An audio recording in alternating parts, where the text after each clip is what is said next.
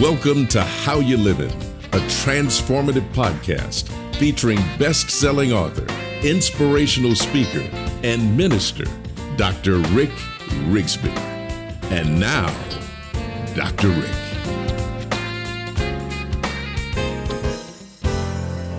Hello, friends. This is Dr. Rick. I am thrilled that you're joining me today. The reason why I'm thrilled is because life is all about moving forward, right? Forward momentum is just incredibly important, no matter what your station is in life. I was so privileged to be part of a Division I football coaching staff. I was the life skills coordinator, in essence, the character coach and chaplain at Texas A&M University. And one of the things that would always bother our head coach, R.C. Slocum, was when we would have a personal foul, because a personal foul usually resulted or was the result of a mental error on the part of a football player, and it usually resulted in a loss of down, and perhaps even more important, going backward, being penalized, going backwards in a negative way with regard to field position.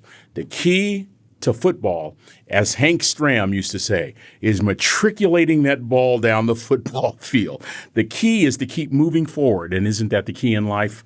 Isn't that the goal in life?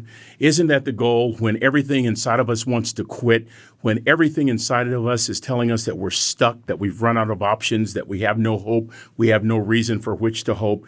Isn't the key in life figuring out a way to get unstuck? Forward momentum is so important in every walk of life. So important that Harvard Business Review did a survey years ago. 1,500 knowledge-based employees were asked, of all of the variables that you can think of, what is the number one variable that increases employee satisfaction? Because you know you want to increase employee satisfaction because employee engagement moves the needle, right? And the answers that did not make the number one place, those answers included money. That wasn't the number one reason. It wasn't getting pats on the back.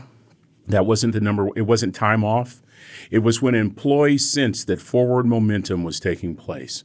By the way, Harvard asked those same mid-level people in a subsequent study, when you look at your supervisors, what is it that stops forward momentum? You might be interested to know that there were three variables. Number one, indecision on the part of the leader. Number two, withholding resources for no apparent reason. And number three, a self-righteous attitude. I would like to add to that list in this episode and in subsequent episodes, because in this episode, we're talking about fear as one of the major reasons that stops forward momentum.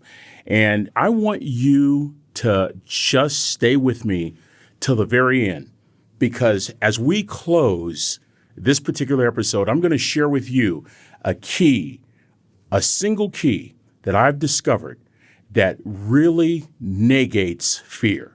It squelches fear in our lives. Now, can you ever eliminate fear completely? I don't think so. But you sure can manage it to the point that it doesn't crop up when you least expect it to or when you don't want it to. So stick with me. I want to share this key with you when we finish unpacking what is it that stops forward momentum. In this particular episode, we're going to talk about fear. I think it's a really good show because fear really works to paralyze us. I look at my own life and I think, what is it that stops me from doing anything? What is it? It is fear. It is fear of the unknown, and it is fear of failure. Do you know what's interesting? I don't even think that I fear danger as much as I fear the unknown and failure. Let me explain. When you're in a dangerous situation, what happens? Adrenaline kicks in. It's a protective mechanism, and you're going to either fight or you're going to leave flight, right? But the unknown, I have an opportunity to contemplate this, and I don't like it. It creates all kinds of uncertainty. A fear of failure, that means that I put myself out there, right? That means I am making a calculated risk. I am making a bet on me, which means I'm going to hear the what-ifs. Have you ever heard a good sermon on what if? God will speak something to you. God will tell you to do something. You'll get an idea from whatever source you get your ideas from. I'm a person of faith, and so I get ideas from God, and He will tell me to do something. And soon as that happens, I hear that inner voice, what if? What if you get out there and you fall flat on your face, Rick? What if you decide to have a night of hope in some city in the world and nobody shows up? You know what a big what if was for me? I lost my first wife 24 years ago, and a couple of years later fell in love again. And I can remember that inside voice, what if? What if Janet gets sick? What if Janet develops a disease? What if? That is a powerful, powerful voice. Here's my concern. Too many of you out there are living with that what if voice. How do you execute that what if voice? You have to have another voice that is more powerful, that is more compelling, that you believe more than you believe that what if voice. That what if voice will push you to the periphery of life. That what if voice will cause you to literally freeze. Did you hear what I just said? I want you to listen to this article that we came across. I want to thank my producer, Fran Metzger, for sharing this article from Psychology Today. Google it for yourself, May 2014. They talk about the root of fear in this article. And the article is rather scientific until you get to the bottom line. And in Psychology Today, it says the bottom line is this. The root of fear is actually fear itself, because fear is what freezes the brain. Oh, let's just stop for just a second. Think about right now what causes fear inside of you. For many of you that I meet, because I happen to be a public speaker, for many of you that I meet, the thought of getting in front of people and doing anything from dancing to singing to being at your church play to giving a speech at the banquet at the end of the year, Christmas banquet, the thought of saying something in front of a group of people will so paralyze you that you freeze. My wife is the absolute opposite of me in every way, thank God. Yet I think she has more wisdom than me. And so I have encouraged her to speak. And on the few times that my wife speaks, she is literally like this for 8 hours all day. And I have watched that. I have also experienced that, which might be hard for some of you to believe. I have a lot of engagements. I'm privileged to speak all over the world. I remember my first major event in St. Louis, my first major event where there were more than 15,000 people. And I literally could not walk up the stairs. You have to walk up this flight of stairs to speak. And I'm there, I'm seeing the video that is announcing me, and I literally can't move. I froze. Think about this again. Psychology Today says that the root of fear is actually fear itself, because it produces, the response is a frozen brain. It freezes our brain. I have lived it. So you're saying, well, Rick, what did you do? You got to speak in less than 30 seconds. Before I tell you what I did, I want you to listen to this. Psychology Today doesn't just give you the problem, but it offers a remedy. Let me just read this so that I make sure I'm accurate. Psychology Today says this: when you get in a situation when your brain freezes, take several deep breaths right then. Don't do anything else. Take several deep breaths. This stimulates a nerve called the vagus nerve, not Las Vegas, but VAGUS, the vagus nerve. Guess what that does? It unclamps the neurobiological grip of fear. In other words, taking several deep breaths literally causes your brain to unfreeze. Now, back to that situation. 15,000 people. I'm 30 seconds from going on stage. The video is announcing me, and I can't let go of the rails on both sides. I have frozen.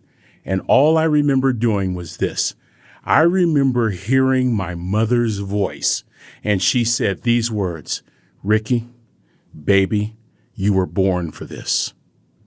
And the next thing I did was this.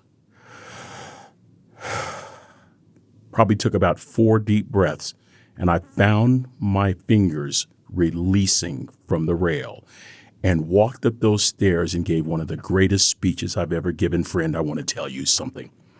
You may doubt a whole lot of things in your life, but you can bet on this. The way that our bodies are created, we have a mechanism that can cause fear to dissipate. We have within us that which will release the grip of fear. It is breathing deeply. I don't know how you're feeling right now, but that really gives me an encouragement. Why? Because there cannot be any forward momentum. What are you saying, Rick? There cannot be any achievement. There cannot be any success. I don't care if you're a fifth grader taking a spelling test or if you're a 90-year-old trying to get that one last driver's license. There can't be any kind of forward momentum if you're paralyzed. There just can't be. And so what happens is this. You die filled with your potential. So I want you to think about something. Here's the key to overcoming fear. Have the end game in mind. Oh, come on now. What are you saying, Rick? Die empty. Die empty. What is the end game? You give your life, you dedicate your life to doing everything that you're called to do. That means you've got to make a choice every single day to tackle your fear, to deal with your fear. Rick, are you saying it's simple as taking a few breaths? I'm saying it's simple as taking a few breaths. When you take a few deep breaths, it releases a fear, the grip of fear in your life. You unfreeze. I'm not saying this. Psychology Today is saying this. In fact, may I say to you as a man of faith, Psychology Today wasn't the first person to say this. I remember in Scripture, I remember King David saying in Psalm 62, making this statement, I command my heart to be still. I command my heart to be quiet. Friend, you know why fear has won in my life so many times? My response is either to fly away, go away, run, do something other than what I've been called to do. Rarely have I taken a few breaths, commanded my heart to be still so that my body could be still, so that I could remind myself that I was born to do this. Your brain has more power than you give it credit for. Your will has more power than you give it credit for. Your body is uniquely made. It is made in such a way that fear cannot paralyze you if you make that choice. Friend, I want to tell you something.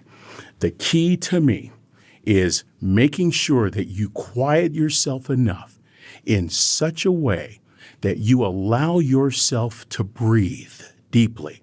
In an instant, that breathing changed my thinking. In an instant, when my thinking was changed, I realized that I let go of the rail, walked up the steps, and I was a different man in 30 seconds.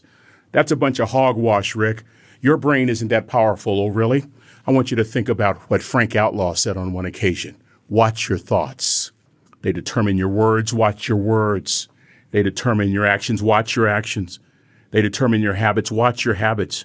They shape your character, watch your character. Your character determines your destiny. Frank Outlaw said, first and foremost, watch your thoughts. Somewhere else I read, as a man thinketh, so is he. As a woman thinketh, so is she. That calming down, hearing my mother's voice saying, baby, you were created to do this, forced me to breathe. That breathing challenged existing thinking. Those three actions unloosed the grip of fear. And I did what I was called to do. Friend, I want to tell you something. You're called to do something today. Those of you listening to me right now, those of you that are watching, I know you're called to, we're all called to do something every single day. Who's going to win? Fear or faith? I strongly encourage you to bet on yourself. You're fearfully and wonderfully made. You're a unique person with a mind that is more powerful than any smart device you have. There is no longer a reason to go through life paralyzed by fear. Rather, instead of saying, I'll try, eliminate the word try. Either say I will or I won't, but eliminate try. The word try is a polite way of saying I'm not going to do it. So I like to live this way. I've been called to do something. I'm scared to death. Let me remind myself, that I was created to do this. Reminding myself quiets my heart, in the words of David. Reminding myself forces me to slow down long enough to where I'm taking some breaths. And the next thing I know, my feet are contributing toward forward momentum. That's the key. That's the key right there. What are you saying is the key? To change your thinking requires you to slow down long enough to contemplate, to think about, to imagine, to meditate on you actually accomplishing what you were created to accomplish. And a large core of that is this nerve called the vagus nerve that literally is stimulated as a result of deep breaths. It literally unclamps the neurobiological grip of fear. Breathing literally unfreezes our brain from paralysis and allows us to have forward momentum. Oh, friend, I don't know if you were encouraged by today, but I sure was. And I want to tell you that anything you can do that will help you move forward is a step in the right direction. Make that step today. Friends, until we meet again, this is Dr. Rick asking you the most important question I can ask you today. How you living? I'll talk to you soon. Are you ready to make an impact in your world right now? Do you want to stop existing and start living your best life right now? Dr. Rick wants to give you the first chapter of his best-selling book, Lessons from a Third Grade Dropout, absolutely free.